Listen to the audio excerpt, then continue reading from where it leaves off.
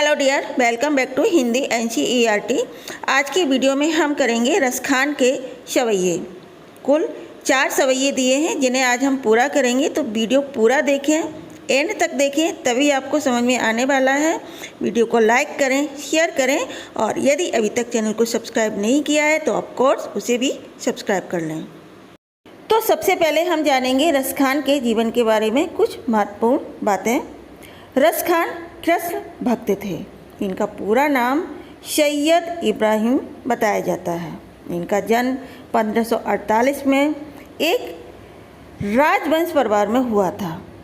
ठीक है, ये मुस्लिम थे और मुस्लिम होते हुए भी इन्होंने कृष्ण भक्ति की इस कदर आराधना की, उनकी भक्ति में इतने डूबे रहे कि इन्होंने अपना घर भी छोड़ दिया और ब्रज भूमि में आकर रहने लगे। कहा जाता है कि श्रीनाथ के मंदिर में इन्हें कृष्ण के साक्षात दर्शन हुए थे और तभी से इन्होंने ब्रज भूमि में रहने का विचार किया। इनके गुरु का नाम गोस्वामी विठलनाथ था। रसखान की मृत्यु 1628 में हुई थी। रसखान की कुल 2 काव्य रचनाएं हैं, सुजान रसखान और प्रेम वाटिका। इनकी भाषा सरल, सरस और मधुर है। इन्होंने किसी भी आडंबर का प्रयोग नहीं किया है, सीधी सिंपल भाषा में अपने प्रेम को व्यक्त किया है प्रभु कृष्ण के लिए। तो आइए शुरू करते हैं इनका पहला सवैया। मानुष हों तो वही रसखानी, वसो व्रज गोकुल गाँव के ग्वारन। जो पशु हों तो कहा बस मेरो, चरो नित नंद की धेनु मझारन। पाहन हो तो वही गिरि को, जो कियो हरि छत्र पुरंदर धारन। जो खग हो तो बसेरो करो, मिली कालंदी कूल कदम की डारन। शब्दार्थ है, मानुष मतलब मनुष्य, बसो मतलब बसु या रहूं मतलब बसना या रहना, ग्वारन मतलब ग्वालों के, चरो मतलब चरना, जिस तरह से गाय चारा चरती हैं खेतों में, नित मतलब सदा, धेनु मतलब गाय, मझारन मतलब मध्य बीच में, पाहन मतलब पत्थर, गिरि मतलब पर्वत, छत्र मतलब छाता, पुरंदर मतलब इंद्र, भगवान इंद्र को पुरंदर कहते हैं, धारण मतलब धारण करना, खग मतलब पक्षी, वशेरो मतलब निवास, कालिंदी मतलब यमुना, कूल मतलब किनारा। रसखान को ब्रजभूमि इतनी अधिक पसंद आ गई है कि वे अपना प्रेम इन पंक्तियों के माध्यम से प्रकट करते हैं। वे कहते हैं कि मानुष हो तो वही रसखानी, वसो ब्रज गोकुल गाँव के ग्वारन। मैं चाहता हूँ कि यदि मैं अगले जन्म में मनुष्य बनूँ तो गोकुल गाँव के ग्वालों के बीच रहूँ। जो पशु हों तो कहा बस मेरो, यदि मैं पशु बनूँ तो मैं चाहता हूँ कि गाय बनकर रोज नंद की गायों के बीच ब्रज भूमि पर विचरण करूं। सेम उस तरह से जिस तरह से श्री कृष्ण गायों को चराते थे। पाहन हो तो वही गिरि को, जो कियो हरि छत्र पुरंदर धारण। यदि मैं पत्थर बनूं तो उसी गोवर्धन पर्वत का अंग बनूं, जिसे इंद्र के कोप से बचने के लिए कृष्ण ने छत्र के रूप में अंगुली पर धारण किया था। ये हम सभी जानते हैं कि किस तरह से गोवर्धन पर्वत को श्री कृष्ण ने उठा लिया था।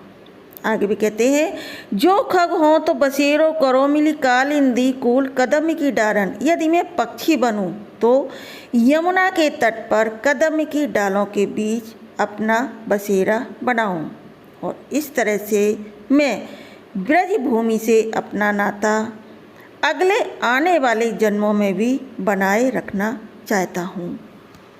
सवैया नंबर 2। या लकुटी अरु कामरिया पर राज तिहूँ पुर को तजी डारों। आठों सिद्धि नवों निधि के सुख, इंद्र की गाय चराई विचारों। रसखान कबो इन आँखिन सो, ब्रज के वन बाग तड़ाक निहारों। कोटिक एक कल धौत के धाम, करील के कुंजन ऊपर वारों।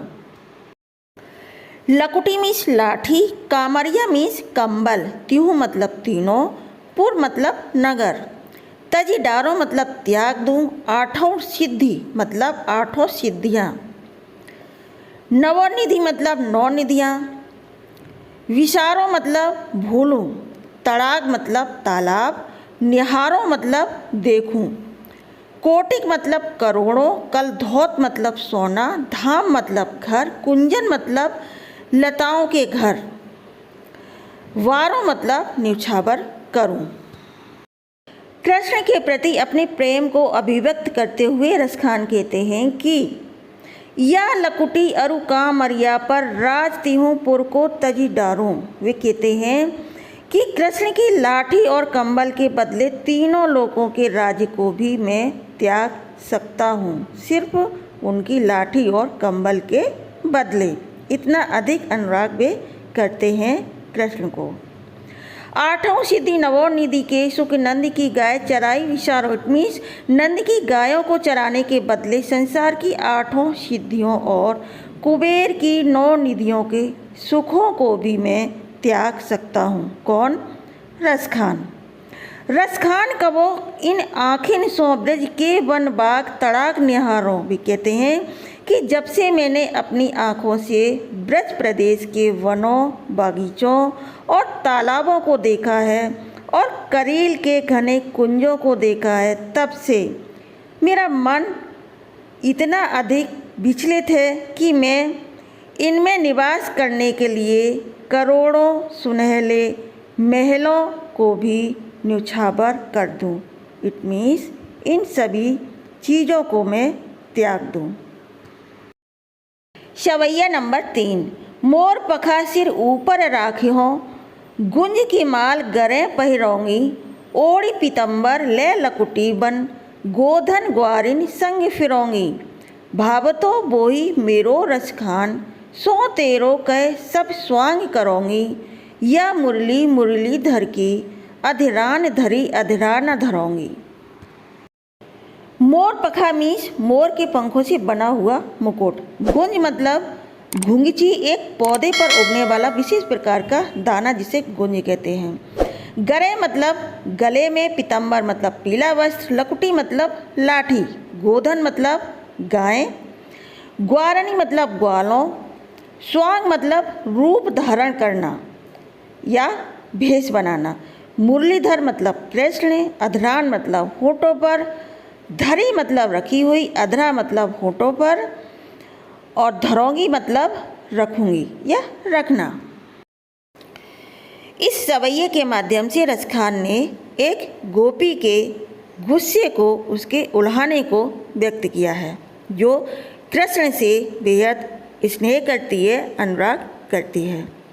मोर पखा सिर ऊपर राखियों, गुंज की माल गरे पहरोंगी।